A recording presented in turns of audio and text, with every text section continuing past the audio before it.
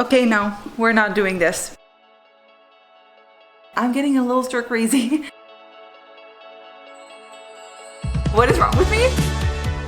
I'm back to see how many books I can actually read in 24 hours. So I have prepared this massive TBR, and you can't even see the bottom of the stack, but I swear it is big. And these are all books that I would like to get before the end of summer. Why? Because they give me summer vibes. I have some new releases, some books that I have had on my physical TBR for a while, but I think would be perfect for this time of year. And the goal for the next 24 hours is going to be to read as many of them as possible and see how low can this stack get before the end of the 24 hours. So I think I have 14 books in total on here, and we're just gonna go by random, see what I want to read. I think I'm actually gonna start with Betting on You by Lynn Painter. I'm not sure why, but this book is calling to me. I have no idea what this is about. I think it involves some kind of bet. I think it even is like an enemies to lovers fake dating situation, which I love. Those are two of my favorite tropes. And so I'm just gonna dive right in with my smoothie and just get started with the 24 hours.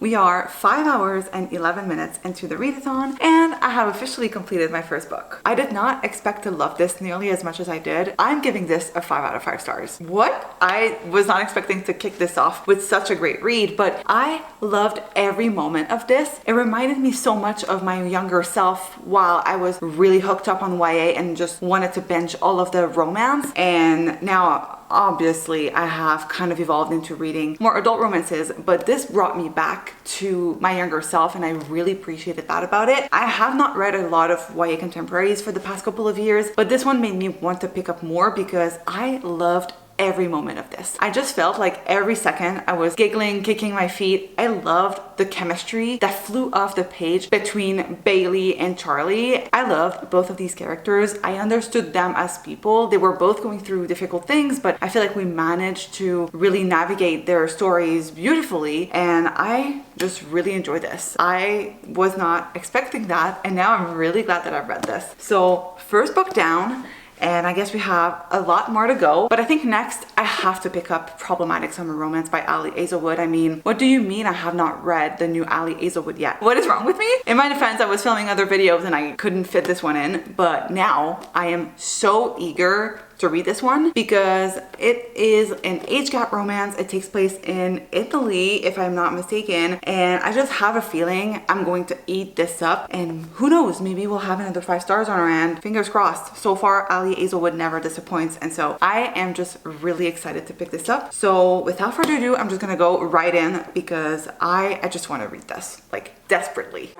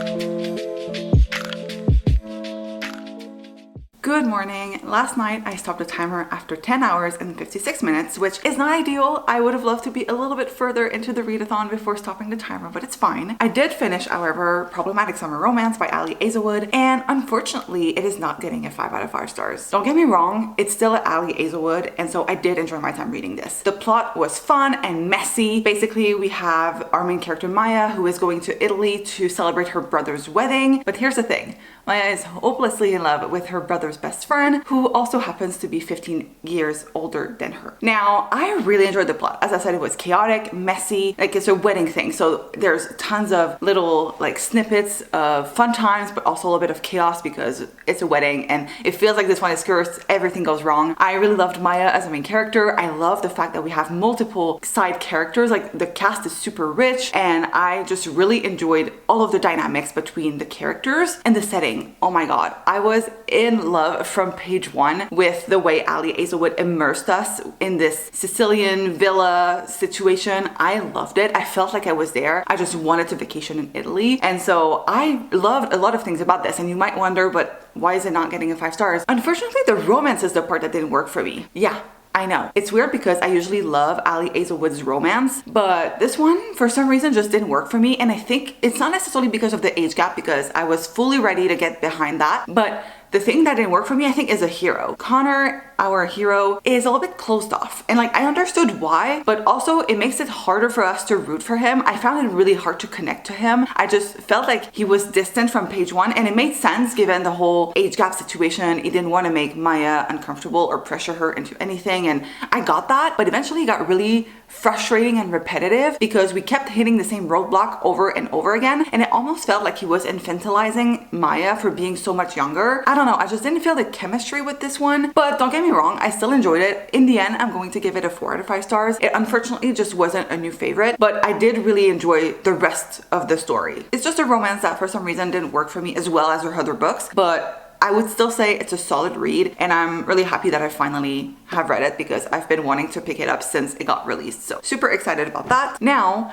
it is time for me to restart the timer, and I think next I'm going to be reading Atmosphere by Taylor Jenkins Reid. I have a bunch of chores to do around my apartment today, and I have the audiobook for this one, so that makes it the perfect read. Also, I'll admit I'm getting a little stir crazy.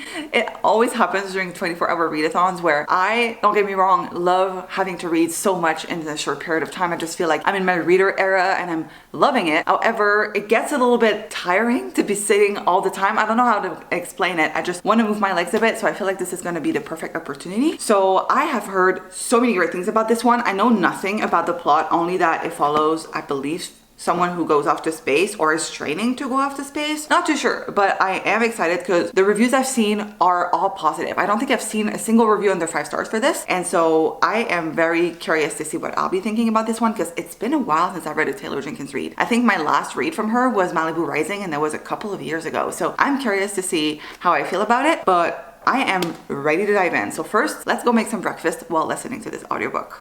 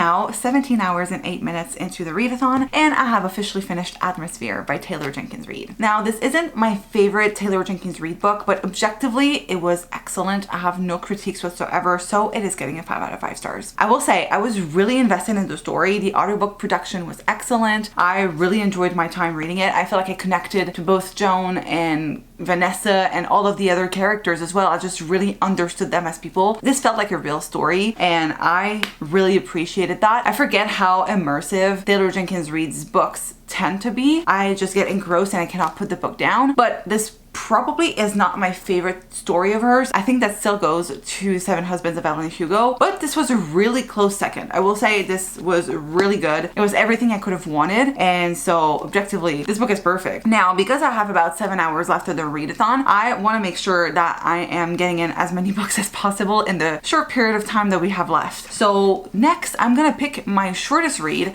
out of my entire stack, and that is Wellplayed by Jen DeLuca. So this is the second book in the, I guess, Well Met series. I'm not too sure what the name of the series is, but it takes place at a Renaissance fair. I really enjoyed Well Met. It's been ages since I've read that book though. Like, I think it's been, I want to say 6, maybe 7 years. And so I don't really know how I'll feel about this one. I do remember that when this one came out, a lot of people were kind of disappointed after having read Well Met, but I don't know, I don't really have a lot of expectations. I think I've been scared of this one for a while because I remember the reviews being not so great, but knowing that, maybe that'll mean I'll have no expectations I've been in and therefore will enjoy my reading experience more. I don't know. Let's try to finish this one. I think this is feasible. I may even be able to start a 5th book, but let's just try to see if I can finish this before the clock runs out.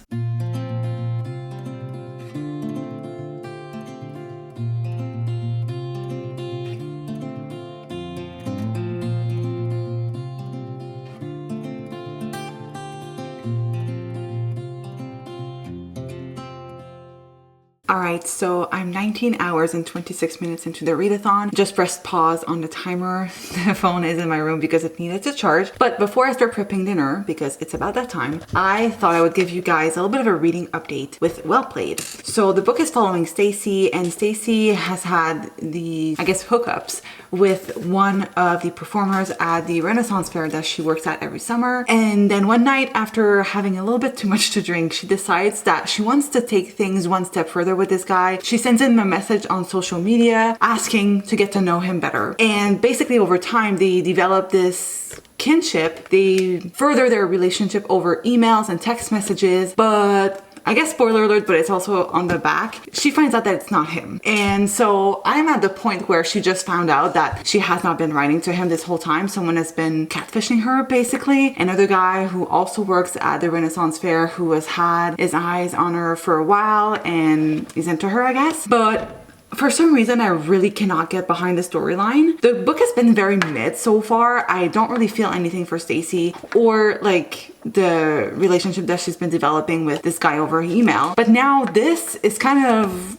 what takes the cake for me. I don't know if I want to continue it or if I want to DNF. I'm honestly feeling nothing for these characters. I do like the Renaissance fair setting and I like that about it, but that's the only thing that this book has going on for it right now. So I don't know if I want to push through or DNF. I am taking a little break for dinner, and I think after that we'll decide. I may give this like another chapter to see if things get better from here, but truthfully I might DNF because I cannot see myself really enjoying this more than I am right now. Like at most this is going to be a 3-star read. Right now it's more like a 2, I would say. So I don't know. I just don't really find anything redeemable about this guy or like even the story right now. And up till now I just have been asking myself like, why am I reading this? I'm just not really having a great time. So yeah, I guess I need a little break just to see if things change from here. But now I'm gonna prep dinner, and after we'll either get back to this book or pick something else up entirely because I just don't know that I want to waste time reading things that I'm not really interested in. But who knows, it might redeem itself later. So yeah, we'll give it like one more chapter probably, and then if I'm still not interested, if I'm still not into the idea of this book, I think we're just gonna DNF and move on because life is too short to read books you have no interest in. Okay, no, we're not doing this. We're DNFing, and I think I'm going to move on to The Paradise Problem by Christina Lauren. I'm kind of feeling this vibe, so let's try this one instead.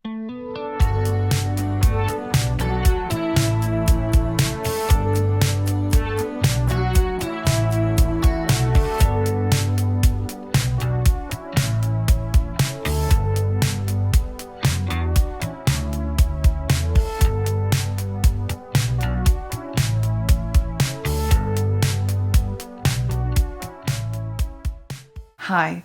So I am 23 hours and 42 minutes into the readathon, and I think I'm gonna wrap it up for tonight here. I still have 17 minutes left before we reach the 24 hours, and I'm going to commit to the 24 hours. So tomorrow I will be reading for 17 minutes to make up for the time that we have left before we reach that 24-hour landmark. Wasn't the plan, but we'll roll with the punches. I did want to give you a final mini rapid fire reading update because I am super tired and I just want to go to bed, but I do want to give you a little bit of a reading update before tomorrow. So I am currently on page 232 of The Paradise Problem by Christina Lauren, and so far I'm really enjoying this. I have a feeling this could be a 5 stars. Really depends on how everything plays out in the end, but so far it's a really solid read. It's giving Crazy Rich Asians meet Just Go With It, and I am obsessed with it. Basically, we have our two main characters, Anna and West, or Liam. They are in a marriage of convenience. Basically, they had to get together a couple of years ago in order to get this family housing situation at uni, and now it's 5 years later and Liam needs Anna to go with him to a wedding because his family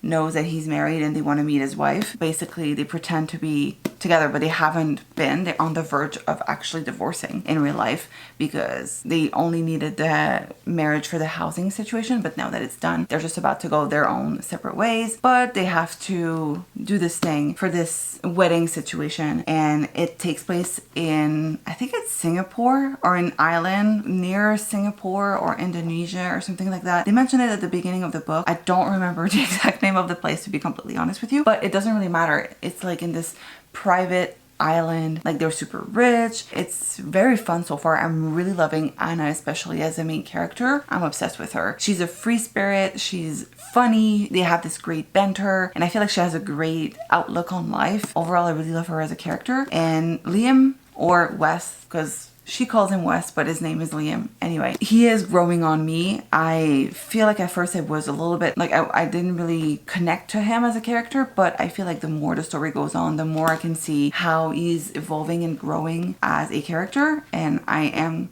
really enjoying this story. I cannot wait to see where it goes because I can see it going one way, but so far I'm 232 pages in and I feel like we're not even close to reaching the culmination of this story, but I still have only 100 pages to go. So I have a feeling the ending is going to be very chaotic, messy, but in a good way. And I guess that now that I'm talking to you guys about the plot of this book, it is reminding me a little bit of Problematic Summer Romance minus the age gap. So I don't know, I guess we'll see where I stand on this one, but so far I'm really glad that I picked this one up instead of continuing with Wellplayed, because I am enjoying this so much more than I was that other book. So thank God we moved on to something that was a lot better. And now I'm going to stop yapping and go to bed because I'm super exhausted. So good night and see you tomorrow for the final 17 minutes of this 24-hour readathon. Hello. So welcome to the final 17 minutes of this readathon. So as I said yesterday, I will be setting a timer for 17 minutes and try to read as much as possible of my book. I have about 100 pages left to go, so it's impossible for me to finish it in this vlog, but I will try my best to get as many pages in the time that we have remaining before we hit the 24-hour mark. So let's get started.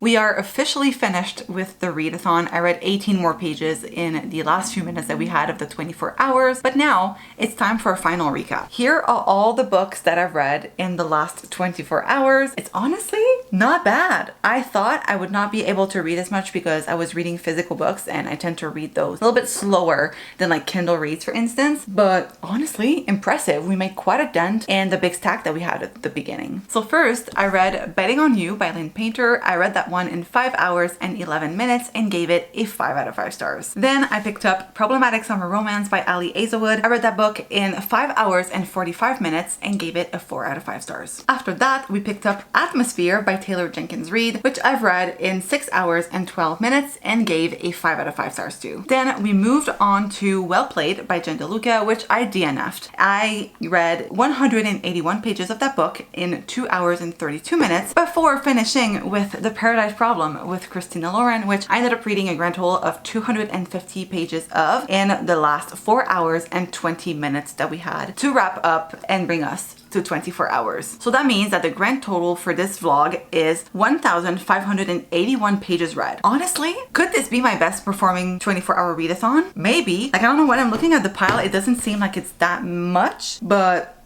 I didn't do that bad. Like, honestly, quite impressed with myself. So thank you guys so much for watching. I hope you enjoyed, and I guess that's it, and I will see you guys in my next one. Bye!